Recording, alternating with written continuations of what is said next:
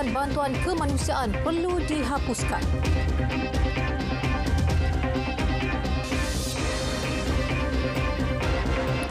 Assalamualaikum dan salam Malaysia Madani.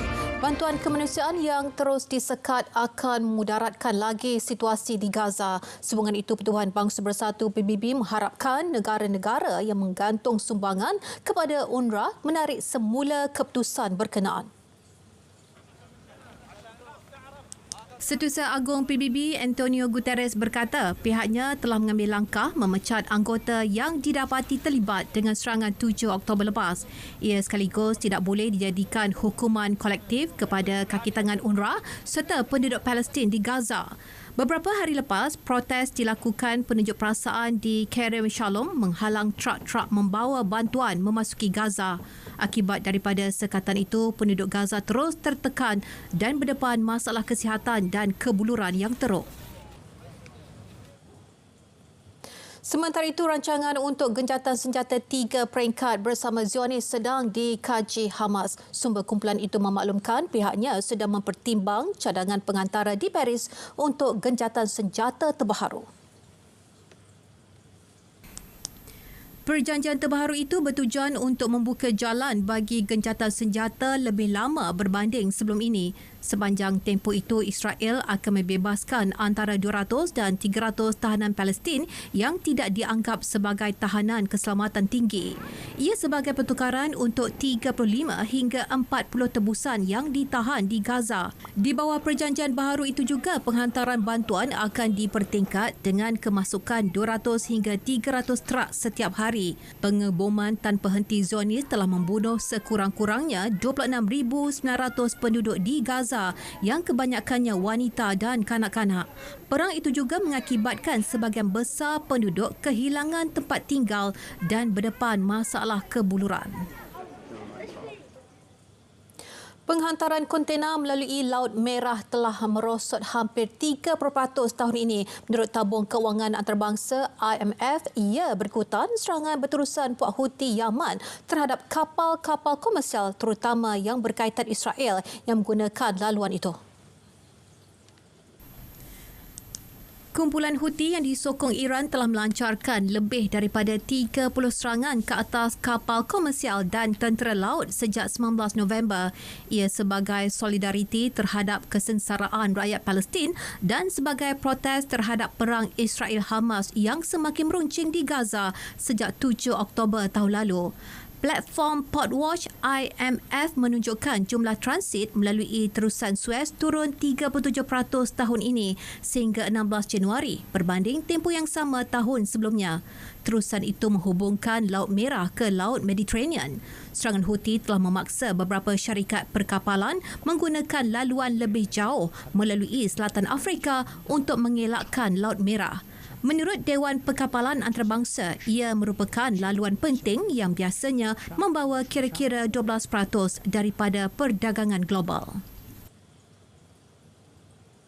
Menjelang pilihan raya Presiden Indonesia 2024, berdasarkan tinjauan baharu, gandingan calon Presiden dan Naib Presiden Prabowo Subianto dan Gibran Rakabuming mengekalkan kedudukan teratas dengan memperoleh sokongan 50.7%. Mengikuti rapat, gandingan Anies Baswedan, Muhaimin Iskandar sebanyak 22%, manakala pasangan Ganjar Pranowo, Mahfud MD memperoleh 19.7%. Menurut Lingkaran Survey Indonesia Deni JA, ia merupakan kali pertama gandingan Prabowo Gibran melepasi had 50%. Dengan 50.7%, keboleh pilihan Prabowo Gibran telah melepasi angka penting untuk menang dalam satu pusingan sahaja dalam pilihan raya Presiden. Lebih 80% daripada kesemua penyokong calon mahukan pilihan raya Presiden satu pusingan. Jika tiada calon mencapai lebih daripada 50% dalam pusingan pertama, pemilihan pusingan kedua dijadualkan berlangsung pada Jun. tinjauan terbaru Lembaga Survey Indonesia dan Indikator Politik Indonesia masing-masing pada 20 Januari dan 18 Januari mengesahkan penguasaan pasangan Prabowo Gibran. Sejumlah 240 juta pengundi bakal menunaikan tanggungjawab dalam menentukan kepimpinan negara demokrasi ketiga terbesar di dunia itu pada 14 Februari depan. Junta Myanmar melanjutkan perintah darurat di negara itu selama 6 bulan lagi. Pengisytiharan lanjutan tempoh darurat dibuat pemangku Presiden Negara U Min Swee pada mesyuarat Majlis Pertahanan dan Keselamatan Myanmar. Media melaporkan lanjutan itu dibuat mengikut Seksyen 425 Perlembagaan Negara berikutan keadaan luar biasa dalam negara. Mesyuarat juga membincangkan perkara berkaitan usaha membenteras penipuan telekomunikasi, pembangunan negara dan promosi sektor pendidikan. Selain persediaan untuk pilihan raya umum serta persediaan untuk pelaksanaan banca negara. Sejak junta mengambil alih pemerintahan, Myanmar mengisytiharkan darurat selama setahun pada Februari 2021 dan dilanjutkan sebanyak 4 kali sehingga 31 Januari tahun ini. Dalam pada itu, Korea Selatan, Amerika Syarikat serta beberapa negara lain mengeluarkan kenyataan bersama menggesa tentera Myanmar segera menghentikan semua keganasan terhadap orang awam. Kenyataan bersama itu dikeluarkan Wakil Tinggi Kesatuan Eropah dan Menteri Luar Korea Selatan, Amerika Syarikat, United Kingdom, Australia, Kanada, New Zealand, Norway dan Switzerland.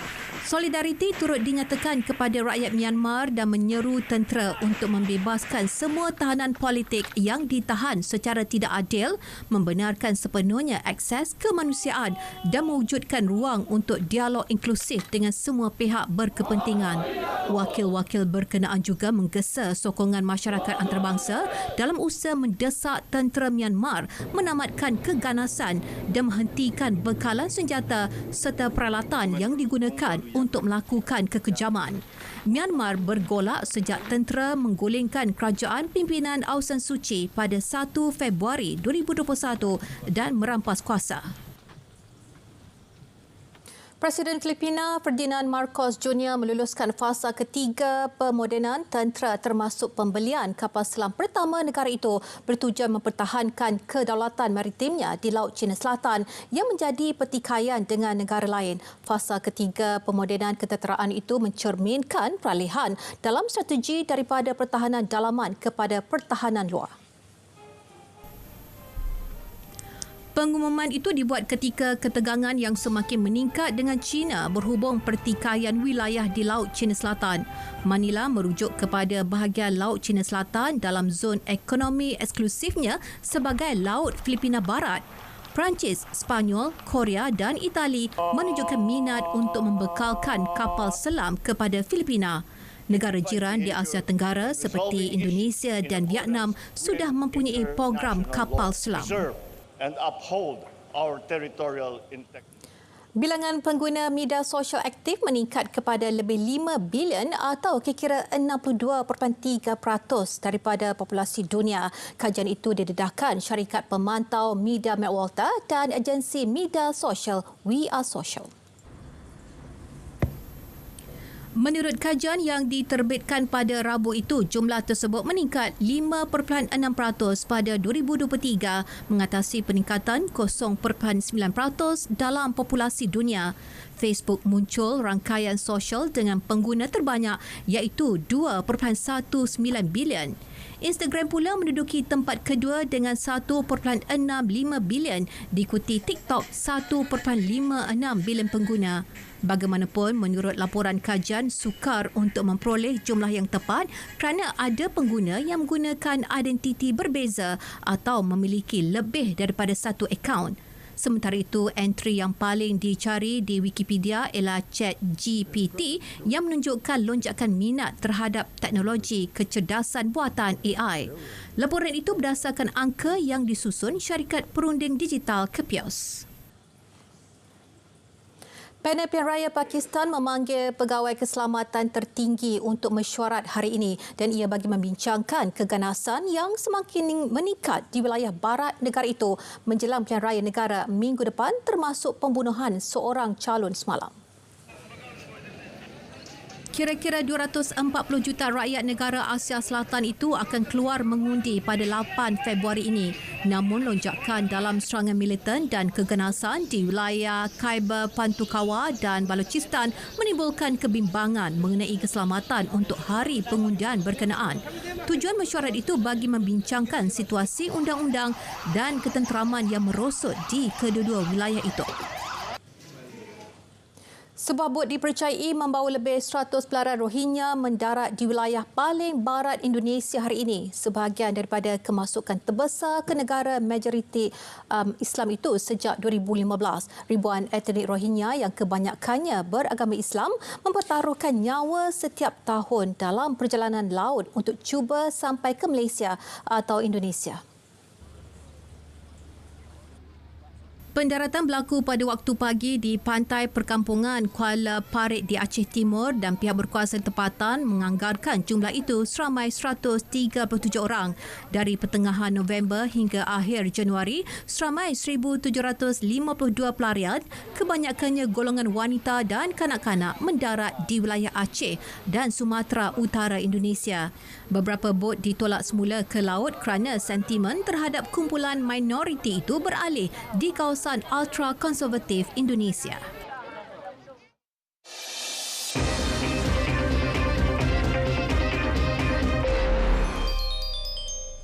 Aksi Liga Perdana Inggeris, Liverpool meneruskan momentum kemenangan apabila meraih 3 mata penuh menentang Chelsea awal pagi tadi.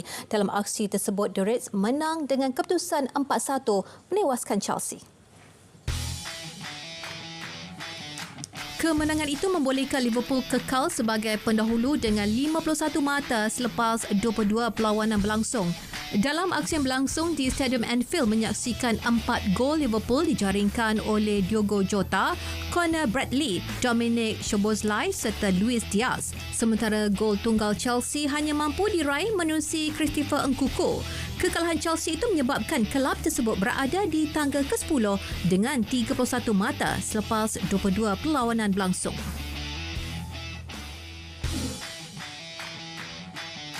Di Stadium Etihad pula menyaksikan Manchester City tidak berdepan masalah untuk menewaskan Burnley dengan keputusan 3-1.